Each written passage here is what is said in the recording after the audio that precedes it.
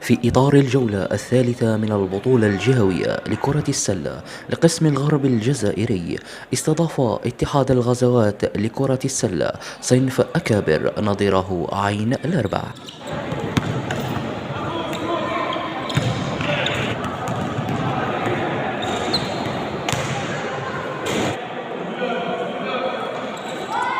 بعد انطلاق صافرة البداية من طرف حكم اللقاء، بدأ كلا الفريقين بتسيير مجريات المباراة، حيث تمكن فريق اتحاد الغزوات من قلب مجريات اللقاء بسبب حنكة المدرب خالد حسيني وطاقمه الذي طبق أسلوب الهجمات المرتدة، وكان الفوز مستحقا بنتيجة 64 مقابل 33.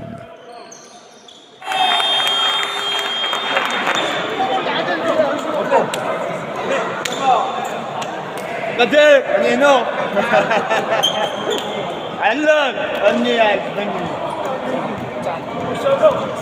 صحتنا لا فيكتوار، ونشكروا كاع صحابنا اللي عاونونا في هذا الفوز هذا، وان شاء الله نكملوا كيما رانا. نشكر جميع الجمهور اللي حضر اليوم هذه المباراة هذه، نشكر خاصة اللاعبين، ونتمنى كانت مباراة مليحة. نتمنى الجميع سواء مش عارف السلطات ولا يلتفتوا لهذه الرياضة هذه، ونتمنى جمعيات وحده اخرين يعاونونا كما مش عارف إدارة الميناء ولا يعاونونا، خاصة إدارة الميناء.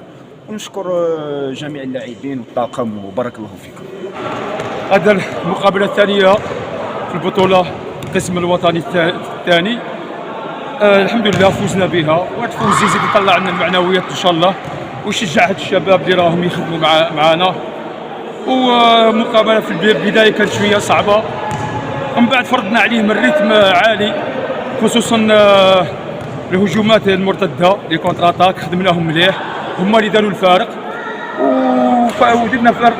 ودرنا فارق كبير في الشوط الثاني، خصوصا الحضور الذهني تاع اللاعبين. ونشكر اللاعبين على هذا الفوز هذا، وان شاء الله يزيدوا يخدموا، والبطوله مازال طويله ان شاء الله، ورانا طامحين ان شاء الله يفوتوا البلاي اوف بعد الفوز الثاني هذا، بعد الفوز الاول اللي حققناه في الجوله الاولى مع فريق البارح. ورانا نجيو مقابله بمقابله. هذه المقابله الثانيه فزنا بها، ان شاء الله المقابله الثالثه والرابعه بالخدمه ان شاء الله، ومع الشباب راهم متحمسين ان شاء الله نديروا نتيجه ان شاء الله.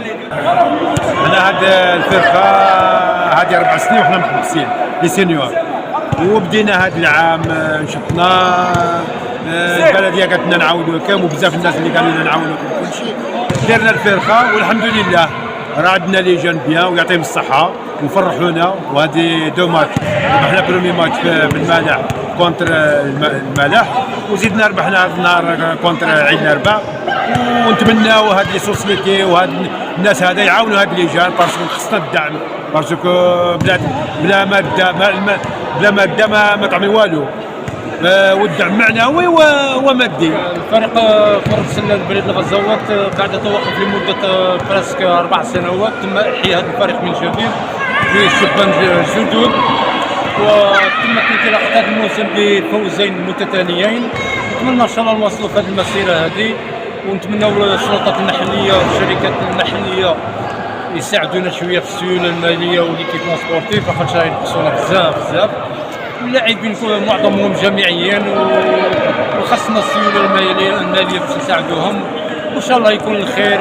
ورانا هنايا احنا لي زونسيان جوار في ناطروا الشباب مختلف الفئات، وخاصه فئه الاكابر ان شاء الله، وان شاء الله ننفذوا البطوله هذه ان شاء الله.